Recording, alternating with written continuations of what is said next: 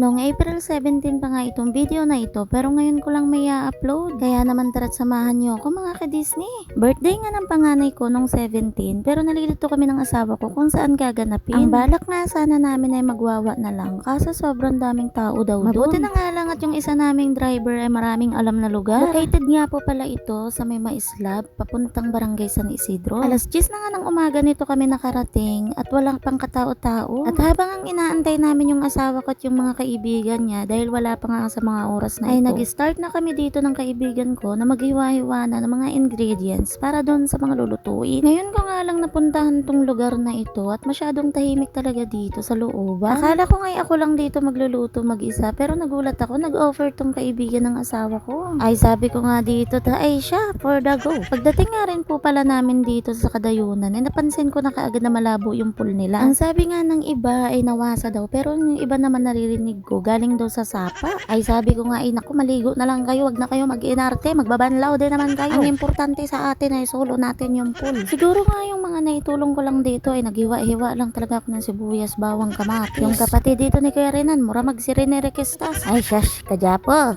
Pamain na lang po, pamain, single pa naman yan. Huy, sila nga po pala yung ating mga cooker and cooker. Diyos, sinabi ko naman sa inyo mga kadistin na wala naman talaga akong ibang ginawa dyan kundi magbantay ng mga butiki na naliligo. Siya nga po pala ang aming singer na si Kuya Enan, ang pambato ng sityo harangan sa barangay Macabod. Agoy, kaya umikse naman sa CCTV ng Disney Princess. Ang nawong sa kumbana nga perting gwapo sa balat ng lupa, sa balat ng mundo. Yung asawa ko nga rin po pala dito yung videographer ko mga ka-Disney kung hindi nyo pa nalalaman yun. Chinek na nga po pala dito kung ano yung mga niluluto ng mga cookers namin. Nagulat nga po pala ako dito dahil nagsigawan yung mga tao. Abay paglingon ko, yung asawa ko pala tumalon sa pool, tangay-tangay yung cellphone ko. Tapos ayun na nga mga ka-Disney, kanya-kanya sila sa akin sumbungan. Sabi ko, huwag kayo matakot kasi waterproof yan.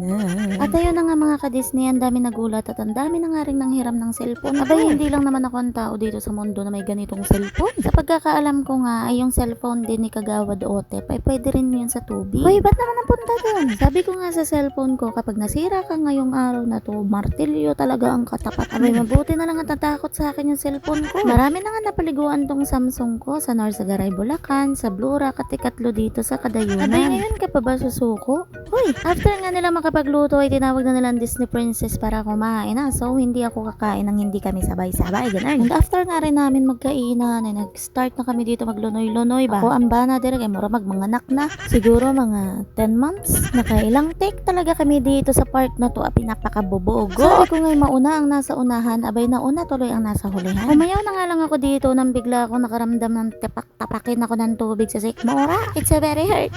Maramdaman ng ganito. Hoy, ba't naman biglang kumanta? Ito nga po palang isang bisita ng asawa ko ay parang member siya ng Timbugo. Yung mga vloggers na FPB ba yun? FPB Timbugo. At habang nga kumakanta dito yung aking darling, pinagdiskitahan na naman nila yung bayaw ko. Ang balak nga sana ihagis lang tong bayaw ko, abay yung tatlo nagsabay-sabay. Mga tama na nga rin kasi yung mga pinag-iinom nila dyan. Hindi ko na nga nakuha na ng video yung pag-uwi namin dito dahil hindi ko nga pala nadala yung power bank ko. Kinabukasan nga ay alas 7 na kami ng umaga nakagising. Abi nagulat ako may kumakatok sa pintuan namin. Niyaya na naman kasi kami ng kapitbahay namin na mag-blurak na lagun naman daw. Sabi ko nga wag na nga lang muna dahil hindi ko pa nababawi yung kapangyarihan kong 100%. Sa apat na ngayon nagsundo sa amin itong driver ng van at nahiya naman kaming tanggihan. Ay sabi ko nga sige na nga for the go na andes na princess ninyo. Nahiya kasi akong sumawa dahil wala talaga kaming dala dyan kahit na ano. Abay sinagot lang nila kami. Pero sabi nga nila masarap daw yung libre kaya naman for the go agad ang Disney princess ninyo. Agawik na tong kulangot dyan sa may tabi. Ang sarap ilaglag ba. Pagdating nga namin dito sa entrada ay nagulat ako napakarami agad tao. Abay kaaga-aga pa nito. Hindi pa nga dito gising yung mga kaluluwa ng mga anak ko. Tingnan nyo naman yung itsura. Dito nga kami banda sa may malalim dahil marunong-runong naman at lumangoy itong panganay namin. Pero sinigurado pa rin namin yung safety nila kaya nag-arkila kami ng life vest. Mas mainam na nga yung sigurado kaysa sa siguro mga ka-Disney. Hinanap ko nga itong dalawang chikitings ko. Abay nandito nga po pala sila sa may baba. Kung saang lugar na dito kami dati sinapian ng tatlong babaitang to. to. Medyo nagandahan nga ako dito sa view at hindi ko alam na may crusher din pala dito. Nakailang balik na nga ako dito pero ngayon ko lang yan napansin. Kahit malabo nga dito yung tubig ay for the go pa rin ang mga chikitings ko. Dala na rin kasi ng sobrang init mga ka-Disney. Maya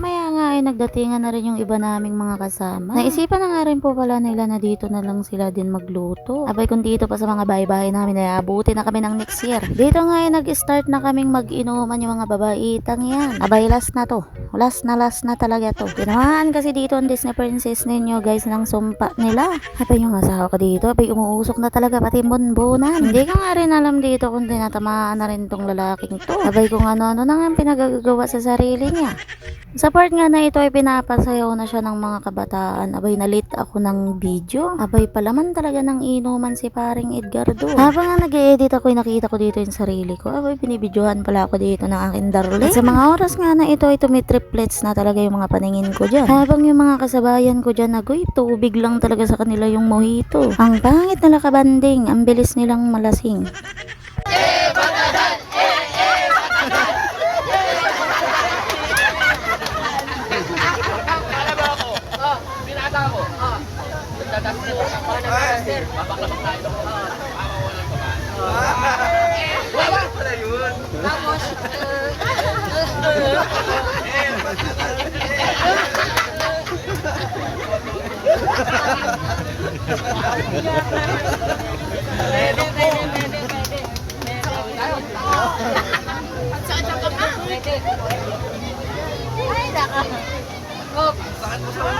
At habang nga nagkakasiyahan sila dito ay pinuntahan ko na muna yung dalawa kong chikiting sabay na wala bigla sa paningin ko. Abay dito naman sa part na to walang katapusang pagluluto tong dalawang to. Abay nagulat nga ako dito kay Kuya Elmer. Abay kinuhaan na pala ako ng video, hindi ko alam. Sobrang kalasingan ko na nga rin kasi dito kaya hindi ko na talaga alam yung nangyayari sa paligid ko. Nagulat na nga lang ako dahil paglingon ko dito abay may CCTV na pala dito nakatutok sa akin. Abay kasagwa talaga ng itsura ng Disney Princess nyo dito. Dito nga ay pinaglunoy na muna nila ako sa tubig para mawala-wala ng kahit konti man lang yung hilo ko. Sa part nga na ito ay nagliligpit na kami dahil pauwi na rin kami nito dahil anong oras na rin naman. Hanggang dito na nga lang din po pala yung video natin mga ka-Disney. Salamat nga po pala sa mga supportive viewers natin dyan. Thank you for watching. Bye!